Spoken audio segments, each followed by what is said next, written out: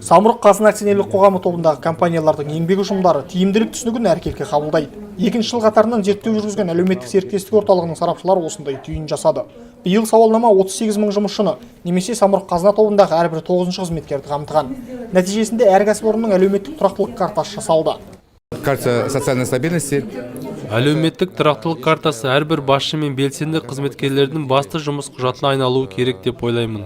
Соған қарап, нақты олқылықты біліп, тиісті бағытта жұмыс атқаруға болады.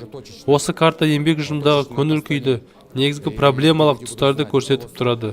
Әр тармаққа қатысты нақты шешім қабылдауға мүмкіндік береді. Әкімшілік басқару персоналы мен өндірістік ұжымда жүргізілген сауалнамалар әркелкі. Еншілес компаниялардың 236 өндірістік бөлімшесінде жүргізілген сауалнама қорытындысы Самұрық-қазына тобы кәсіподақ ұйымдарының кеңесінде таныстырылды. Карта социальной стабильности, вы сами знаете. Әлеуметтік тұрақтылық карталары осымен екінші жыл қатарынан әзірленіп отыр. Оның нәтижесіне қатысты да сауалдар бар. Бұдан арғы жұмысты олар осы картаны басшылыққа алады. Кәсіподақ жетекшілеріне сауалнама қорытындысынан бөлек трансформация бағдарламасы түсіндірілді. Бастысы бағдарлама қызметкер санын қысқартуды емес, қолда бар ұжыммен жұмыстың тиімділігін арттыруды көздейтіні айтылды.